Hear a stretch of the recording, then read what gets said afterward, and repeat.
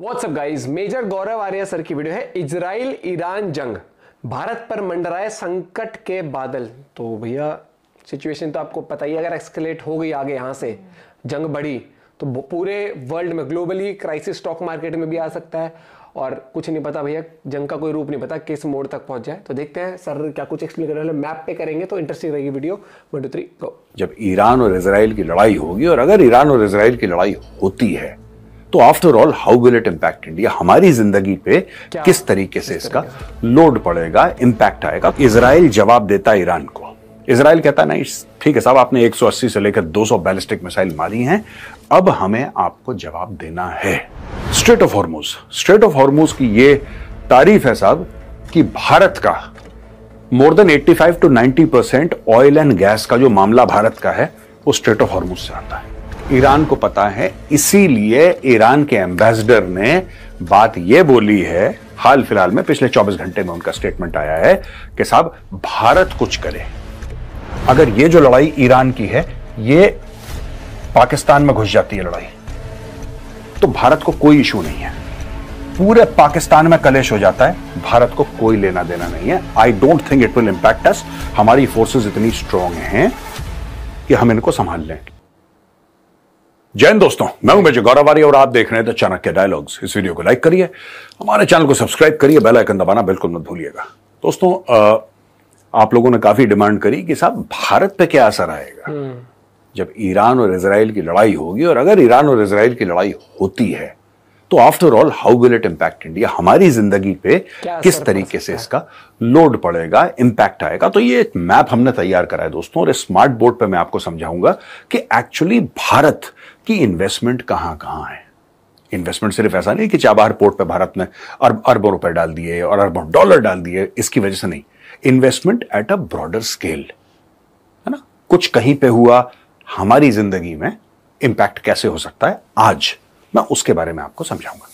देखिए दोस्तों, ये तो है कि शेयर मार्केट पे इसका असर पड़ा है, और शेयर मार्केट पे ऐसा असर पड़ा है कि एक हल्का सा पैनिक आ गया शेयर मार्केट में। जब भी लड़ाई होती है, जब भी सप्लाई चेन्स इंपैक्ट होती है, जब भी ऑयल की सप्लाई, क्रूड ऑयल की सप्लाई इंपैक्ट होती है, तो क्या होता है कि सप्लाई और डिमांड में गैप आ जाता है। ठीक है, यानी कि जो सप्लाई है ऑयल की वो हो गई कम, डिमांड हो गया ज्यादा, इसका मतलब दाम बढ़ गया। तेल का दाम बढ़ेगा तो फिर हर चीज का दाम बढ़ेगा। तो आज इस मैप के जरिए मैं आपको समझाऊंगा कि कौन कौन सी कॉरिडोर्स हैं जिसमें भारत एक्टिव है, भारत की इन्वेस्टमेंट कहां कहां है, और किस तरीके से अगर इजराइल जवाब देता है ईरान को। इजराइल कहता है नहीं ठीक है साहब, आपने 180 से लेकर 200 बैलिस्टिक मिसाइल मारी हैं, अब हमें आपको जवाब देना है। यह काम अगर इजराइल करता है तो फिर होगा क्या, और अंत में भारत को क्या करना चाहिए। दोस्तों स्टोरी कुछ ऐसी है कि इसमें 2 मेन कॉरिडोर हैं जिनके रूट पहले मैं आपको समझाना चाहूंगा। आप रूट समझ लेंगे, आपको स्टोरी भी समझ में आ जाएगी।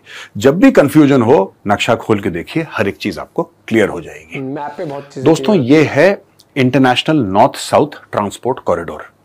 कुछ महीने पहले खबर आई थी कि रूस ने भारत में 2 ट्रेन भर के कोयला भेजा, यही रूट इस्तेमाल करके। अब दोस्तों मैं आपको बताता हूं, ये कुछ रूट्स हैं, ये कुछ कॉरिडोर्स हैं जो बड़े इंपैक्टफुल हैं।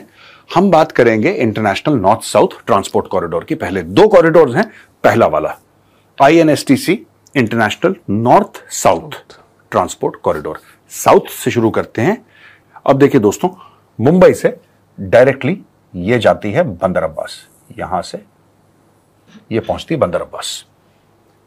ठीक है, बंदर अब्बास से ये नॉर्थ की ओर जाके, देख रहे हैं आप डॉटेड लाइन है, ये पहुंची बाकू, और बाकू से अस्त्राखान।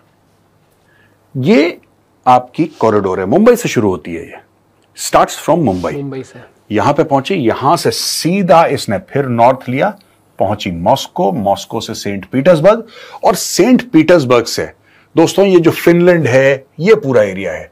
चाहे आप फिनलैंड की बात करें, चाहे आप नॉर्वे की बात करें, चाहे आप डेनमार्क की बात करें, यहां से ब्रांच आउट जहां पे इसका मन है कर सकता है। राइट, इस एरिया को हम कहते हैं नॉर्दर्न यूरोप। ये एरिया हमारा हो गया, ये वाला एरिया है, इसको this entire area we call western Europe, जिसमें आपका ये वेल्स, यूनाइटेड किंगडम, ये। अब ईस्टर्न यूरोप ये है दोस्तों, जहां पे यूक्रेन का आप देख सकते हैं, ये पूरा एरिया जो है इसको हम ईस्टर्न यूरोप कहते हैं, खासतौर से यूक्रेन वाला एरिया जो कि रूस को छू रहा है, जहां पे लड़ाई चल रही है। अब 2-3 चीजें ध्यान रखिएगा इस कॉरिडोर की। मुंबई से बंदर अब्बास, बंदर अब्बास कहां है? ईरान में है। ये नॉर्थ जाता है बाकू, अस्तराखान, मॉस्को, सेंट पीटर्सबर्ग, उसके बाद ऑफ टू नॉर्दर्न यूरोप। ये कॉरिडोर है, ये भारत के लिए बड़ी इंपॉर्टेंट है दोस्तों। अब इस कॉरिडोर में किस तरीके से इंपैक्ट पड़ सकता है? ये कॉरिडोर है किसके लिए बाय द वे? ये जो कॉरिडोर है, जैसा इसका नाम मैंने आपको बताया, नॉर्थ साउथ ट्रांसपोर्ट कॉरिडोर, यानी कि नॉर्थ है, सेंट पीटर्सबर्ग नॉर्थ है, इंडिया साउथ, नॉर्थ से साउथ आ रही है ना, therefore it is called north south. और ये चल चुकी है, ये एक्टिव है। अच्छा, ये जो एरिया है बंदर अब्बास का, बंदर अब्बास का एरिया आता कहां पे है दोस्तों? बंदर अब्बास है कहां पे? बंदर अब्बास ईरान में है। तो जाहिर सी बात है कि जब ईरान और इजराइल की लड़ाई होगी, बंदर अब्बास इंपैक्ट होगा। चलिए मैं आपको दोबारा एक बार इस चीज को समझाता हूं कि सब कुछ क्लियर हो जाए। आफ्टर ऑल, हम जब बात करते हैं हमारे ट्रेड की, कि हमारे ट्रेड को इंपैक्ट कहां से पड़ रहा है, ये एरिया बंदर अब्बास का है, यहां से इंपैक्ट पड़ेगा सीधा का सीधा। ठीक है, ये पहली चीज है। दूसरी चीज हम बात करते हैं, यहां से जो भी आएगा नीचे, जाहिर सी बात है यहां पे रुक जाएगा, क्योंकि आना इसको यहीं से है, it has to come here only. ये चीज यहां पे रुक जाएगी। अब दूसरी चीज है कि ये है स्ट्रेट ऑफ हॉर्मुज। ये जो स्ट्रेट ऑफ हॉर्मुज है, इस चीज का आप ध्यान रखना, ये बड़ी इंपॉर्टेंट चीज है। स्ट्रेट ऑफ हॉर्मुज, ये वाला एरिया आप लगा लीजिए, ये बीच वाला एरिया, ये straight of Hormuz. Straight of Hormuz की ये तारीफ है साहब कि भारत का more than 85 to 90% oil and gas का जो मामला भारत का है, वो स्ट्रेट ऑफ हॉर्मुज से आता है। More than 85 to 90। अब आप समझ गए कि भारत को क्या इंपैक्ट होगा। ये जो एरिया है, दिस एरिया स्मॉल, ये है, और ये डायरेक्टली ईरान के नीचे है। अगर यहां पे फसाद होता है, अगर यहां पे जंग होती है, तो भारत का ऑयल सप्लाई और गैस सप्लाई रुकेगा।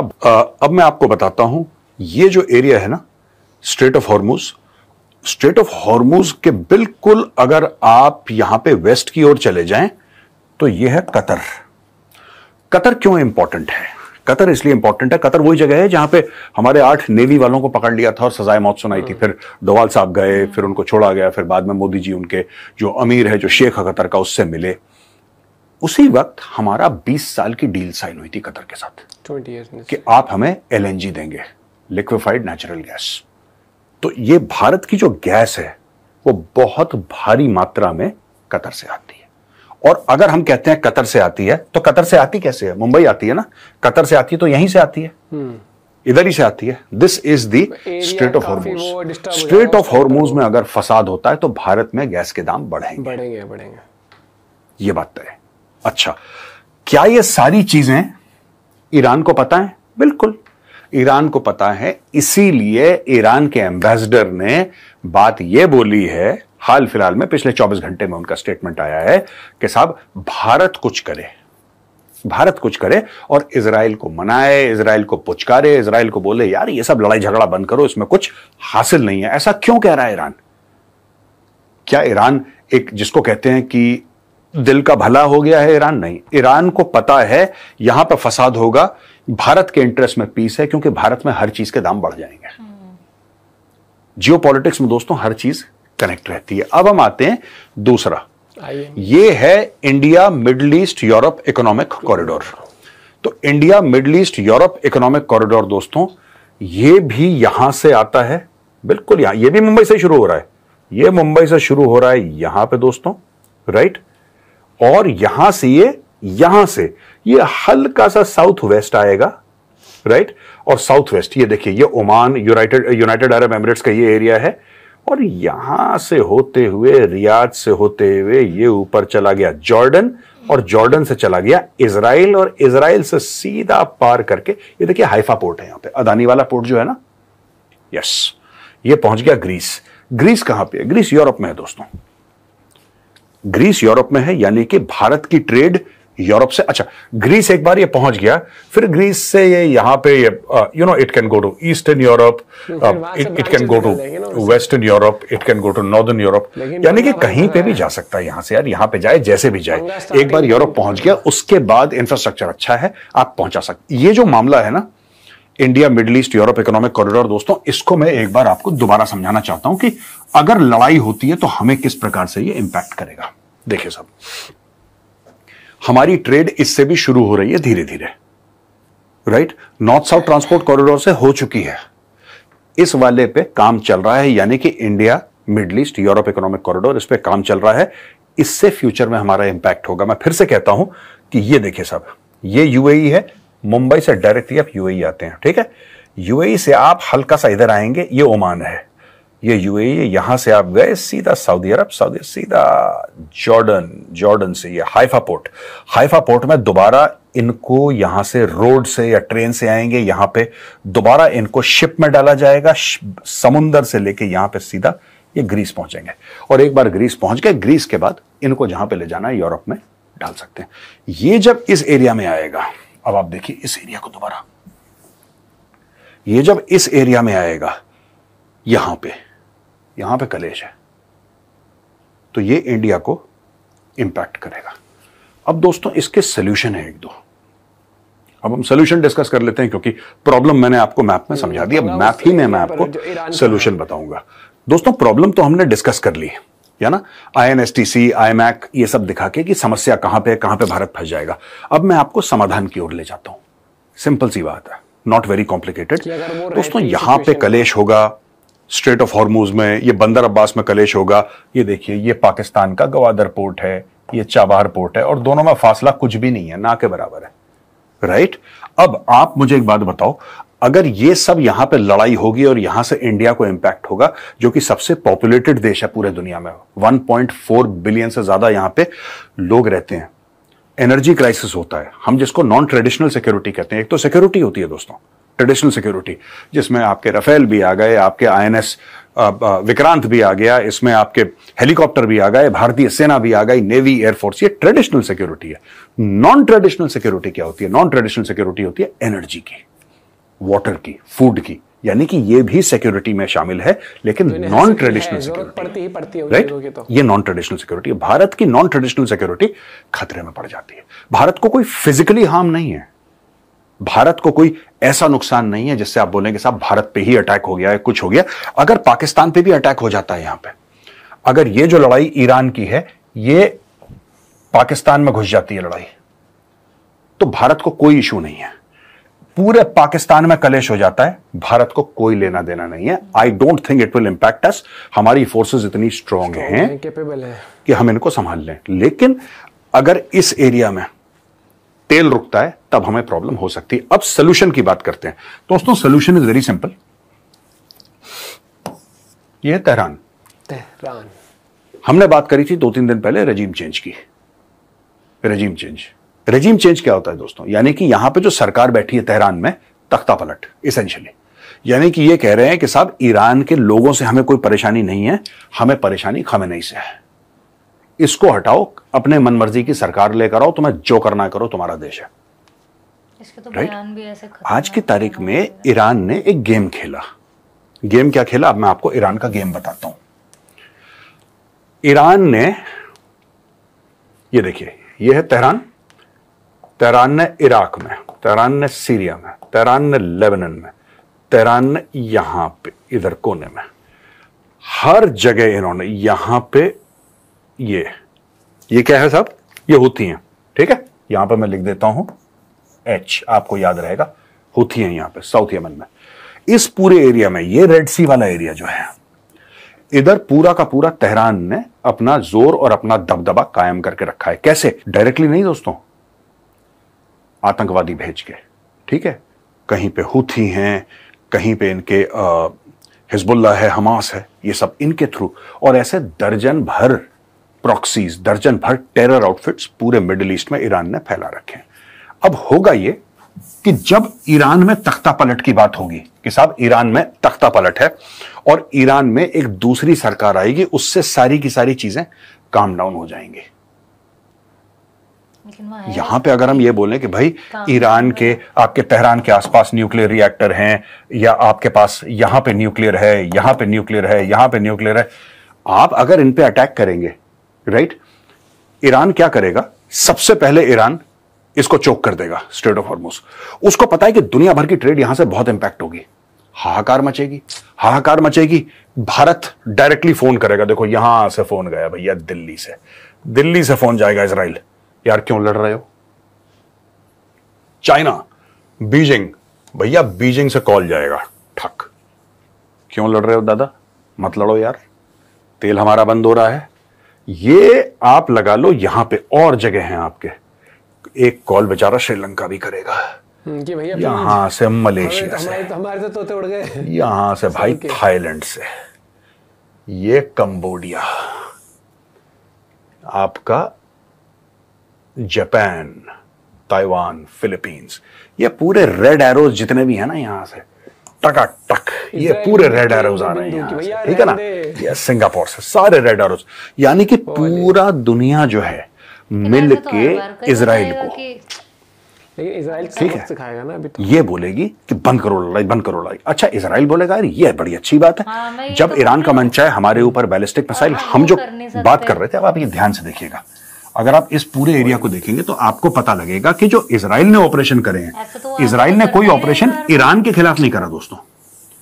इजराइल ने अभी तक ईरान को नुकसान नहीं पहुंचाया डायरेक्टली, ईरान की जमीन पे अटैक नहीं करा, ईरान ने इजराइल की जमीन पे अटैक करा। ईरान कह रहा है कि तुम, अच्छा ये चीज इनको समझ में नहीं आ रही, मैं एक मिनट आपको ना थोड़ा सा इसको डिटेल में बता देता हूं। इसको थोड़ा सा हम बड़ा कर देते हैं और इसको भैया कर देते हैं ऊपर, राइट। दोस्तों ये मैप में आपको बताता हूं, ये जरूरी है समझना, ये इजराइल है यहां पे। अब देखो, है ना, ये यहां से ईरान जो है, चाहे यहां पे हूथी हो, यहां पे हमास हो, यहां पे हिजबुल्लाह हो, कोई भी हो, ये सारे के सारे यहां से ईरान से कंट्रोल्ड है, तेहरान से कंट्रोल्ड है। इजराइल ने जो भी वार करा है, हिजबुल्लाह के खिलाफ करा है, हमास के खिलाफ करा है, यहां पे हूथियों के खिलाफ करा है, ईरान के खिलाफ तो कुछ नहीं करा अभी तक, ईरान के खिलाफ नहीं कर रहा हो। अब जो ईरान है वो अपने प्रॉक्सीज के थ्रू लड़ाई लड़ रहा है, और इसने दुनिया को, एटलीस्ट मुस्लिम दुनिया को, यह कन्विंस कर दिया है कि भाई देखो, अगर तुम इनके खिलाफ लड़ रहे हो ना, इसका मतलब तुम ईरान के खिलाफ लड़ रहे हो, अगर तुम हमास वालों के साथ लड़ रहे हो, इसका मतलब तुम मुसलमानों के साथ लड़, जबकि ऐसा कुछ है नहीं। ये सारे के सारे प्रॉक्सीज हैं, किराए के टट्टू हैं, जो कि ईरान के पैसे से लड़ते हैं। तो इसमें सबसे जो सेफ गेम है वेस्ट के लिए, और जिससे मैं भी पूरा अग्री करता हूं दोस्तों, जो बेस्ट गेम है वो है तेहरान में तख्ता पलट। खोमेनी को निपटाओ, उसको भेजो, यहां पे बगावत करवाओ ईरान में, यहां के लोगों को बोलो कि तुम झंडा ऊपर करके अपना ईरान, अब देखो ना, पूरे शाह ऑफ ईरान वाला झंडा लेके लोग एम्बेसी के बाहर घूम रहे हैं पूरे यूरोप में, अमेरिका में। वो लोग आ गए, आपको क्या लगता है CIA वगैरह उनकी फंडिंग नहीं कर रही होगी, मोसाद उनकी फंडिंग नहीं कर रही होगी? उनके दिल में जज्बा तो है ही, नफरत तो वो करते ही हैं, राइट। और ये लोग बड़े अमीर हैं, बड़े वेल सेटल्ड हैं, और अपने देश को भी मिस करते हैं, लेकिन वापस अपने देश ईरान वो नहीं जा सकते, क्योंकि उनको मार दिया जाएगा वहां पे, whatever the reason. Ideological differences हैं। वो कहते हैं यार कि हमारा देश है यार, let's take it back from these mad mullahs. अब ये लोग यहां पे पूरा का पूरा, आप देखेंगे यूरोप में और जगह ये सारी चीजें हो रही हैं, धीरे धीरे बिल्डअप हो रहा है। ये सिर्फ बम मार के तेहरान में, और तेहरान में न्यूक्लियर फैसिलिटीज पे अटैक करके, डोनाल्ड ट्रंप ने बोला है कि न्यूक्लियर पे मारो, he has given that statement, लेकिन उससे क्या होगा कि पूरी दुनिया को बहुत नुकसान पहुंचेगा। भारत का तो नुकसान यह है 90%, हमारा 90% खेला ही यहां से यार, तेल का, ऑयल एंड गैस का 90%। जस्ट इमेजिन दोस्तों, तरीका यही है, ईरान के अंदर तख्ता पलट, सरकार, और ईरान के अंदर ईरान के ही लोग, पहले सोच बढ़िया थी वहां पर, खमेनी को दबाव कर दिया उन्होंने, उसके बाल पकड़ के सड़क पर घसीटे और उसकी कहानी खत्म कर दें। फिर मुझे लगता है कि आपका जो स्ट्रेट ऑफ हॉर्मुज है उसमें कोई दिक्कत नहीं है आपको, ठीक है। अरेबियन सी में कोई दिक्कत नहीं है। पर्शियन गल्फ, ये देखिए, ये स्ट्रेट ऑफ हॉर्मुज, दोबारा आपको बता रहा हूं, ये पर्शियन गल्फ है, यहां पे अरेबियन सी वाला एरिया है, फिर आपको कोई दिक्कत नहीं है। फिर आपका जो कॉरिडोर है, दोनों कॉरिडोर में आपके कोई दिक्कत नहीं है, ठीक है।